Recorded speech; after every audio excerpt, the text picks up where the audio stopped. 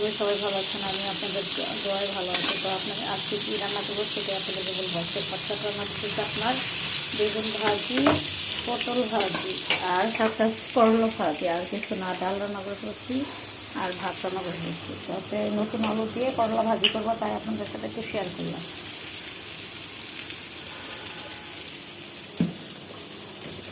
তো করলা ভাজির জন্য আমি পেস্ট কেটে রাখছি।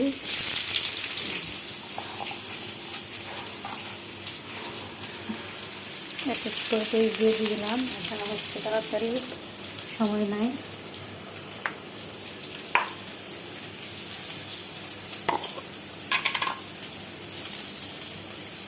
একটু হলুদ দিয়ে দিব,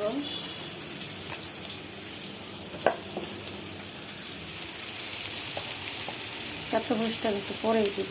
লবণ দিয়ে দিলাম। এখন আমি যে করলাটা কেটে নিচ্ছি এগুলো একটা একটা করে দিয়ে দিব।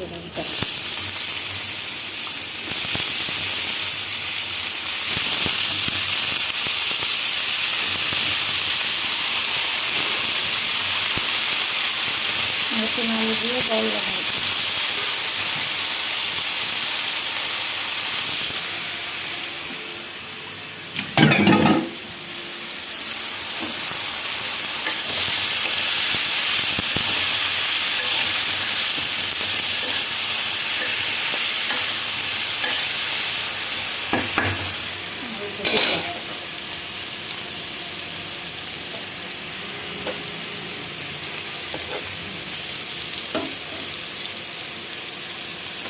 একটা করে পটলের এগুলো উঠে দিব।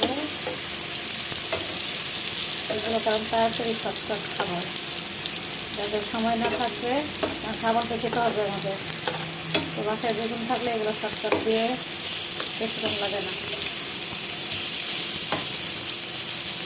তো আমার বাসায় এগুলো ছিল, তো আজকে আমার একটু সময় নেই। দেখতে বেগুন ভালো ছিঁড়েও গেছে, সমস্যা নেই।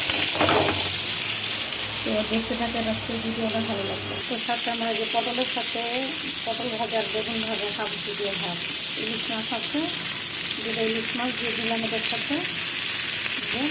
আজকে খাবারটা খেয়ে মজা হবে জানেন। কিছু টেস্ট হচ্ছে একটু বন্ধ হয়ে না। আপনারা কমেন্ট করে বললেন তো কেমন হবে। বেগুন ভাজা, ইলিশ মাছ, পটল ভাজা, করলা ভাজি, ডাল।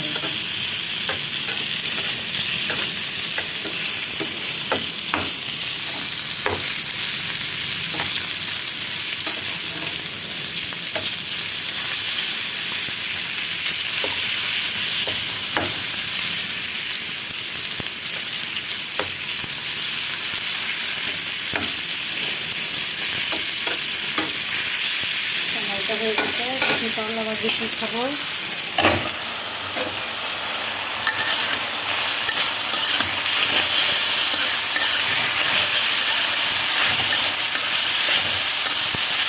এই যে ডাল রান্না করা শেষ।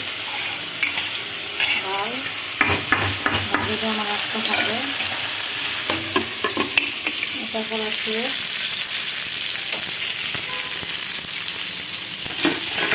আর এই যে ভাত। তো আমার আজকে রান্না বান্না একটু ছিল, খালা এগুলো গুছাই দিয়ে গেছে। এগুলো দিতে হবে, কত কাজ আছে আমার, আজকে অনেক কাজ।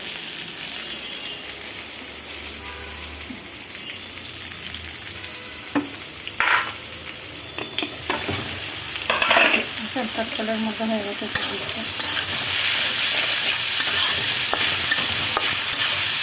কাজ জানলে ঝামেলা নেই, জানলে আমার ঝামেলা।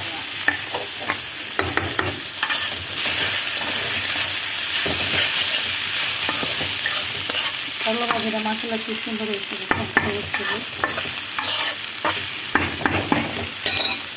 তাকে পর্যন্ত শেষ করলাম। ভালো লাগলে লাইক, শেয়ার, কমেন্ট, সাবস্ক্রাইব করতে ভুলবেন না। Bye bye, tata. যেমন হয়েছে কমেন্ট করে জানাবেন। Bye bye.